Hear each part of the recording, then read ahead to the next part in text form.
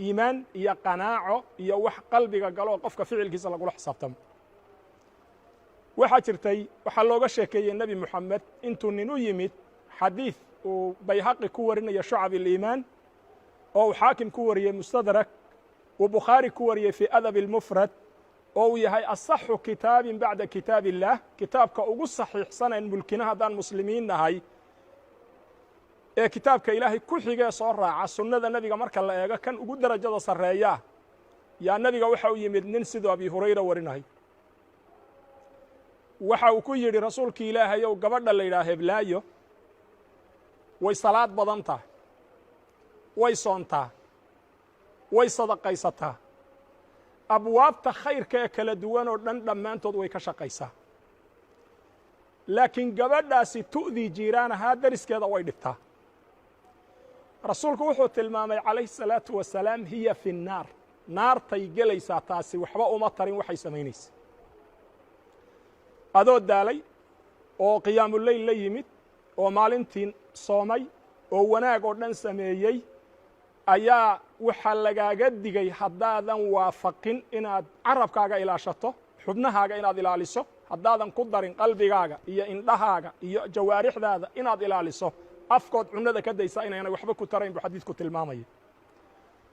gabadhaasi way soontay salaad bay tukatay habeenkiibay istaagtay maalintii oo dhan bay soomanayd khayr oo dhan bay samaysay laakiin dariskeeday dhibi jirtay nabigu wuxuu idhi waxeedii oo dhan hal bacaad lagu lisay ka soo qaado naartay gelaysaa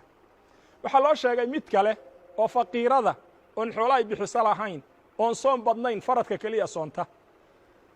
oo aan salaad badnayn faradka keliya tukata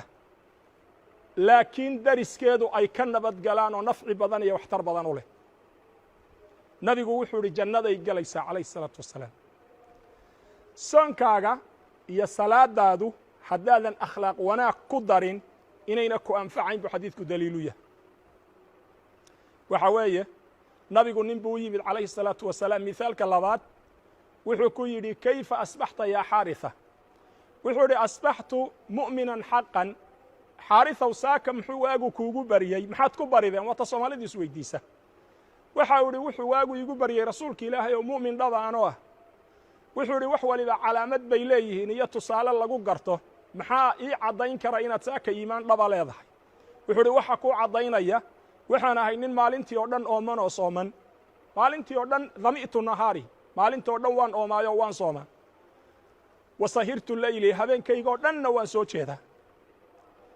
wacazifat nafsii can اddunya naftaydu adduunyada way ka jeedsatay oo aakharay u jeedsatay maxaad ku garan naftaadu inay adduunyada ka jeeddo ee aakhare u jeeddo waxaad ku garan tusaale ahaan markaad wax bixinayso haddaad ogaato waxa kaa baxay inaad ka jeceshahay waxa jeebkaaga ku jira ilaan ramadaan baad joogtaaye waxa aad bixisay iyo infaaqaad bixisay iyo khayrkaad bixisay iyo sadaqadaad la baxday waxa kuu yaalla inay aad ka jeceshahay oo kuwa tegey ee aad bixisay aad jeceshahay ilaahay agti kuu tageen reere aakhiraad tahay laakiin waxa kuu yaalla haddaad jeceshahay oo wixii kaa tegey ka murugoonayso reere adduun baa tahay wuxuu yidhi calaamad waxaa iimaankayga waa maalintii oo dhanna waan soomanahay habeenkii oo dhanna waan soo jeedaa adduunyadao dhanna waan ka jeedsaday waxaan arkaa keliya markaan salaada galo malakulmowt aad mooddo jeegadayda intuu taagan yahay seef inuu igaga hayo xagga dambe midigta waxaan ka milicsadaa jannada bidixda waxaan ka milicsadaa naarta dabeedna waxaan hor taagnahay oon tasawurtaa ilaahay qudradiisa subxaanahu wa tacaala daliil waxay u tahay buuhi inaan marka iimaan lahay rasuulka ilaahay ow sow ma aha markaasaa nebigu wuxuu idhi calayhi الsalaatu wasalaam qofka ay farax geliso inuu eego nin ahlu jannaha ka mida xaariثaha eego nin salafu saalixa yaa waxaa u yimid nin bataala oo dadka iska sheekeeya oo macno darrada isaga nool oon soon ilaalinayn oon wakhti ilaalinayn yaa u yimid markuu arkay wuxuu galay iyo xanta iyo kiibada iyo inaanu iska daynayn barabagandada yaa wuxuu ku yidhi haddaad doonaysa inaan kula sheekeeyo qoraxda jooji dushayday ku socotahay intay qoraxdaasi socotay buu hi anigu ma hadli karo waxaan khayr ahayna kama shaqayn karo nin baa wuxuu u yimid nin salafu saalix ka mida gebagabadii wuxuu ku yidhi sheekhow naftaydii waxaan ka kari lahay macaasida waxa uu yidhi idhegayso dhulkan ilaah baa leh haddii intaad iskaga tagto dhul kale oo tagtood adigu samaysatay aad heli karto oo dhulka ilaahay ka haajiri karto ilaahay inaad caasidaa way kuu gudboonta يعني waad yeeli kartaa inaad ilaahay caasida maadaamaadan dhulkiisa u baahnayn haddii risqi kale ood adigu leedahay aad cunaysood risqiga ilaahay dayso risqiga allaa lehe waxaad cunayseed ku nooshahay ilaah baa le oo ku arsaaqa arsaaqdaa haddaad dayn kartana dee waxa weeye mid kale ood samaysata ee aad u kici karto ilaahay caasi way kuu gudboon tahay inaad ilaahay caasidahay waxa uu ku yidhi haddii malakulmood markuu kuu yimaado aad odhan intaan tawbo keenaya ii soo laabo iyadana way kuu gudboon tahay inaad alla caasidaayo ilaahay caasi laakiin adoo mulkigiisii ku dhex jira oo waddankuu ilaahay abuuray jooga oo arsaaqdiisii cunaaya oo wakhti lagu qabanaan garanayn ilaahay inaad caasidaayo kuuma gudboona ilaahay u tooba keen buu ku yidhi waanu ilaahayna waa uu ku anfacay subxaanahu wa tacaala waxaan ku gebagabaynaynaa kiibada iyo xanta nabigu wuxuu tilmaamay qofka dadka isku diraa jannada ma galo laa yadkhulu ljannata namaan buu nabigu caddeeyey calayhi salaatu wasalaam qataad buu nabigu caddeeyey qofka xanta badan ee hilib cunka badan ee dadka hilbahooda cunaa jannada ma galo waxaan ku gebagabaynaynaa mar kale anoo idin idhi dhowr jeer waan gebagabaynaynaa waxaan ku gebagabaynaynaa mar kale in la tilmaamo laba saxaabiyadood nabiga asfaartiisii ama safaradiisii mid ka mida inay kula jireen marka dadkii ay afureen saxaabada ahaa labadii gabdhood xitaa biyo uma baahna nabigay u tageenoo waxay ku idhahdeen rasuulka ilaahay dadkii way afureen annaguna waan dheragsanna wuxuu yidhi waxaa laga yaabaa inaad dad xamateen bal tashti ha la keeno tashtigii baa la keenay si imtixaan dadka loogaga dhigo wuxuu ku yidhi afka gacanta geliya oo middood waliba dhiig bay hunqaacday